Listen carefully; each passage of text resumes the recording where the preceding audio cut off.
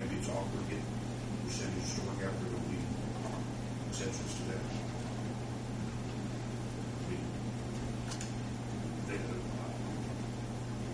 Actually, that 8%, there may be circumstances where availability and some other factors involved where maybe not through any malice, but it's difficult to reach that percentage to knock out. So there's circumstances where that happens. Very correct. Okay. In that, there is scenarios. Number one, 8.2% is a good faith effort. Doesn't necessarily mean that you meet it. It's a good faith effort. When we advertise a contract, and it includes professional services as well, we follow this guideline. We have 8.2% subs that work for us to do work here, for example, under contract. We've had one just last year was under contract for work, which was a women business enterprise at the disadvantage. That was Geral Affinity. So, in any event, if you evaluate the bids, so to speak, we'll call them bids. Professional services actually negotiated fees after selected based on qualification statements, but we'll call them bids here.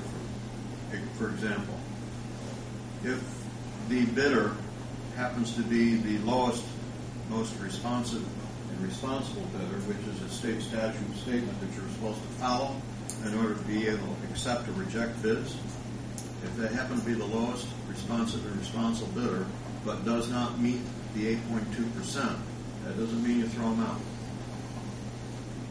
It means that they have to submit what we call a good faith effort, and there's a longer list of items and responsibilities for that bidder to submit to you to prove they tried to get the 8.2%. They failed because it just wasn't at that point in time.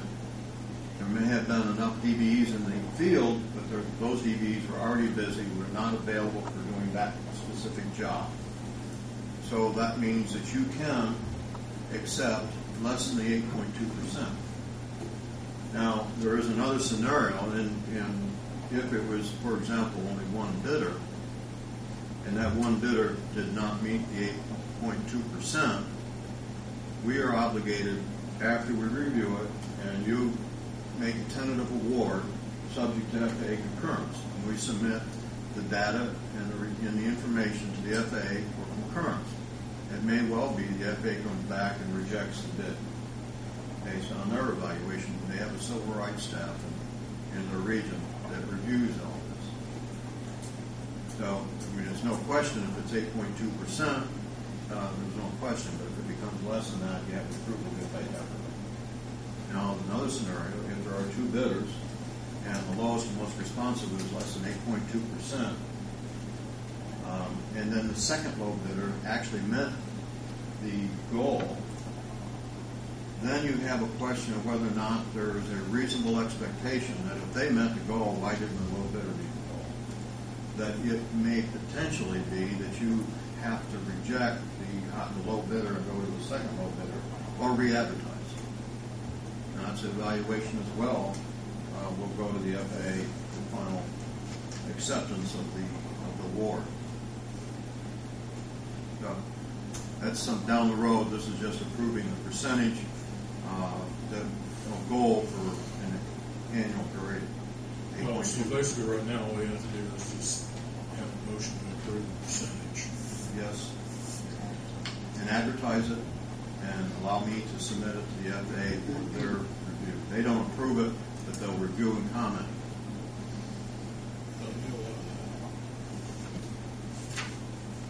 Well, I would move that we accept the 8.2%. And do we need two separate motions, or we just do No, one motion? And advertise and well, I guess we need to. Do you do that? Does Butler Fairman do that, or we need to advertise it as a board? The board will need to advertise it, yes. We can submit it on your behalf, though. But it has to be board action to submit the advertisement. Well, then I move that we accept the 8.2% and advertise that fact. Second. Also. Okay, roll call vote, Dennis? Bill, Yes. John, Yes. Jim, Yes. Don. Yes.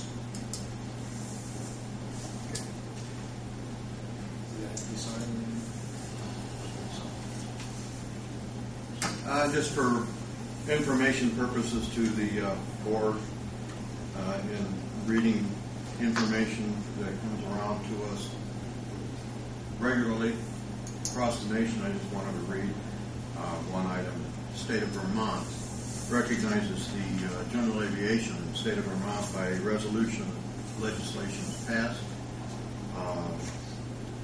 And the resolution recognizes contributions from GA such as Angel Flight's business commuter services, environmental protection, firefighting, law enforcement, search and rescue, surveying wildlife, long-distance delivery services such as FedEx, UPS, industries, annual contributions which they recognize as $150 billion annually to the American economy.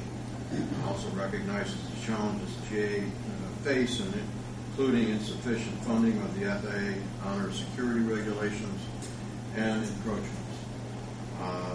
Further down in the statement, the resolution urges Congress and the President to recognize the vital roles of GA and to abstain from adopting legislation and policies that affect the industry's ability to continue to function effectively.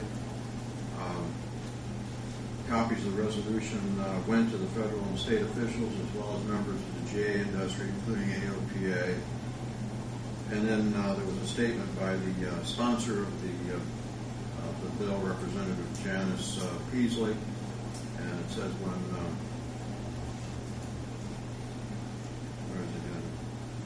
when the legislative body comes together to recognize the importance of and express support for GA, it strengthens the industry cases for next challenges that comes along. Peasley says the House resolution is asset for protecting GA and benefits airports provided. If you, in a quote from her, if you lose, chances are you're not going to put one somewhere else because money is tight. She said if you already have one, don't lose it.